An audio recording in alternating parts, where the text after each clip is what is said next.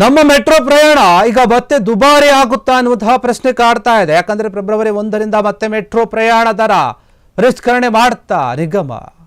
BMRCL ಏನಿದೆ ಈಗಾಗಲೇ ಈ ಹಿಂದೆ ದರವನ್ನು ಹೆಚ್ಚಳ ಮಾಡಿ ಪ್ರಯಾಣಿಕರಿಗೆ ಬರೆಯನ್ನು ಹಾಕಿದ್ದು, ಈಗ ಮತ್ತೆ ದರವನ್ನು ಹೆಚ್ಚಳ ಮಾಡುವಂತಹ ಸಾಧ್ಯತೆ ಇದೆಯಾ? ಏನಾದರೂ ಆ ರೀತಿಯಾಗಿ ಯೋಚನೆ ಮಾಡ್ತಾ ಇದೆ ಅನ್ನುವಂತಹ ಪ್ರಶ್ನೆ ಕಾಡ್ತಾ ಇದೆ. ಒಂದು ವೇಳೆ ಮಾಡಿದರೆ ನಿಜಕ್ಕೂ ಕೂಡ ಯಾರು ಪ್ರಯಾಣಿಕರಿದ್ದಾರೆ ಅವರು ಮೆಟ್ರೋದಲ್ಲಿ ಓಡೋದನ್ನೇ ಕಡಿಮೆ ಮಾಡಿಬಿಡ್ತಾರೆ, ಓಡಾಡೋದನ್ನು. ಆ ರೀತಿಯಾದ ಪರಿಸ್ಥಿತಿ ಈಗಾಗಲೇ ಅದು ಲಾಸ್ಟ್ ಟೈಮ್ ಜಾಸ್ತಿ ಮಾಡಿದ್ದಕ್ಕೇನೆ ದೊಡ್ಡ ಮಟ್ಟದಲ್ಲಿ ಚರ್ಚೆ ಆಗಿತ್ತು. ಫೆಬ್ರವರಿ 1ರಿಂದ ಮತ್ತೆ ಮೆಟ್ರೋ ದರದ ಪರಿಷ್ಕರಣೆ ಮಾಡುವಂಥ ಒಂದು ಯೋಚನೆ ಏನಾದರೂ ಮಾಡ್ತಾ ಇದ್ದಾರೆ ಅಂತ ಕಾಣಿಸುತ್ತೆ. 2025 ಫೆಬ್ರವರಿಯಲ್ಲಿ ಪ್ರಯಾಣ ದರ ಏರಿಕೆ ಮಾಡಿದಂತಹ ಬಿಎಂಆರ್ಸಿಎಲ್ ಏನಿದೆ, ಇದೀಗ ಮತ್ತೆ ಫೆಬ್ರವರಿಯಿಂದ ಪ್ರಯಾಣದ ದರವನ್ನು ಏರಿಕೆ ಮಾಡುವಂತಹ ಪ್ಲಾನ್ ಮಾಡ್ತಾ ಇದೆ ಎನ್ನುವಂತಹ ವಿಚಾರ. ಪ್ರತಿ ವರ್ಷವೂ ಕೂಡ 5% ದರ ಏರಿಕೆಗೆ ನಿಗಮ ಕೆಲವೊಂದು ಯೋಚನೆಯನ್ನು ಮಾಡ್ತಾ ಇದೆ. ಏರಿಕೆ ಮಾಡೋಕ್ಕೆ ನಿಗಮ ಒಂದು ರೂಪಿಸ್ತಾ ಇದೆ ಪ್ಲಾನ್ಗಳನ್ನೆಲ್ಲವೂ ಕೂಡ ಮೆಟ್ರೋ. ಹಾಗಾದರೆ ಸಾರ್ವಜನಿಕರ ಅಭಿಪ್ರಾಯ ಸಂಗ್ರಹಿಸದೇನೆ ಪ್ರಯಾಣ ದರವನ್ನು ಏರಿಸುತ್ತಾ ಮೆಟ್ರೋ? ಯಾಕಂದರೆ ಈ ಹಿಂದೆ ಕೂಡ ಅವರ ಅಭಿಪ್ರಾಯ ತೆಗೆದುಕೊಂಡಿರಲಿಲ್ಲ. ನಮಗೆ ಅನಿಸಿದೆ ನಾವು ಮಾಡ್ತೀವಿ ಅನ್ನುವಂಥ ರೀತಿಯಲ್ಲೇ ಬಿಎಂಆರ್ಸಿಎಲ್ ನಡೆದುಕೊಂಡಿತ್ತು. ಪ್ರಯಾಣಿಕರ ಒಂದು ವಿರೋಧ ಇತ್ತು ದೊಡ್ಡ ಮಟ್ಟದಲ್ಲಿ, ಆದರೂ ಕೂಡ ದರವನ್ನು ಹೆಚ್ಚಳ ಮಾಡಿತು. ಈಗ ಅದಕ್ಕೆ ಜನ ಸ್ವಲ್ಪ ಹೊಂದಿಕೊಂಡಿದ್ದಾರೆ. ಮತ್ತೆ ಏನಾದರೂ ಇವರು ಜಾಸ್ತಿ ಮಾಡಿದ್ರೆ ನಿಜಕ್ಕೂ ಕೂಡ ಅದು ಬೇರೆ ರೀತಿಯಾಗಿ ಪರಿಣಾಮ ಬೀರುತ್ತೆ. ಪ್ರತಿ ವರ್ಷವೂ ಕೂಡ ಇವರು 5% 5% ಹೆಚ್ಚಿಸ್ತಾ ಬರ್ತೀವಿ ಅಂತ ಹೇಳಿದ್ದಾರೆ. ಹಾಗಾದರೆ ವರ್ಷದಿಂದ ವರ್ಷಕ್ಕೆ ಎಷ್ಟಾಗುತ್ತೆ? ಕಳೆದ ವರ್ಷ ನೋಡಿ 71% ದರ ಏರಿಕೆ ಮಾಡಿತ್ತು ಬೆಂಗಳೂರು ಮೆಟ್ರೋ. ಪ್ರತಿ ವರ್ಷವೂ ಕೂಡ 5% ನಾವು ಏರಿಸ್ತೀವಿ ಅಂತ ಹೇಳಿ ಸಮಿತಿ ಶಿಫಾರಸು ಕೂಡ ಮಾಡಿತ್ತಂತೆ. ಆದರೆ ಇದ್ರ ಬಗ್ಗೆ ಚರ್ಚೆ ಆಗುತ್ತೆ.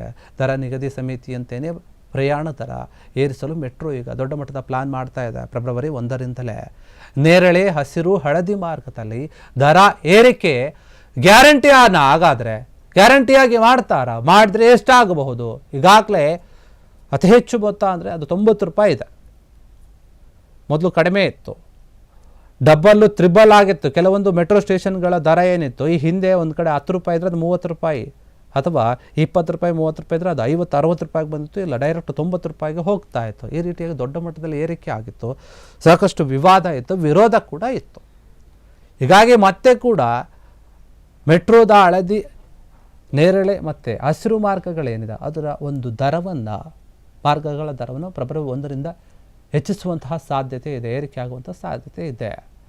ಮೆಟ್ರೋ ಕಾರ್ಯಾಚರಣೆ ವೆಚ್ಚ ಸೇರಿ ಇನ್ನಿತರ ಕಾರಣವನ್ನು ನೀಡಿ ಪ್ರಯಾಣ ದರವನ್ನು ಏರಿಕೆ ಮಾಡೋಕ್ಕೂ ಪ್ಲಾನ್ ಮಾಡ್ತಾ ಇದ್ದಾರೆ. ಕಳೆದ ಬಾರಿ ಪ್ರಯಾಣ ದರ ಏರಿಸಿದಂತಹ ಮೆಟ್ರೋ ನಿಗಮ ಏನಿದೆ ಅದರಿಂದ ಪ್ರಯಾಣಿಕರು ದೂರ ಕೂಡ ಉಳಿದು ಸ್ವಲ್ಪ ಜನ ಓಡಾಡೋದನ್ನು ಕಡಿಮೆ ಮಾಡಿದರು.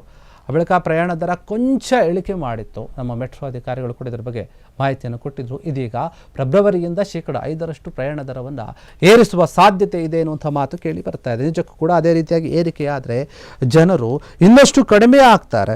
ಮೆಟ್ರೋದಲ್ಲಿ ಜನ ಸಮಯವನ್ನು ಉಳಿಸೋಕೆ ಅದಕ್ಕಾಗಿ ನಾವು ಮೆಟ್ರೋಗೆ ಹೋಗಬೇಕು ಅಂತ ಬರ್ತಾ ಇರ್ತಾರೆ. ಯಾಕಂದರೆ ಸ್ವಲ್ಪ ಟೈಮ್ ಸೇವ್ ಆಗುತ್ತೆ, ಬೇಗ ಬೇಗ ಹೋಗ್ಬೋದು.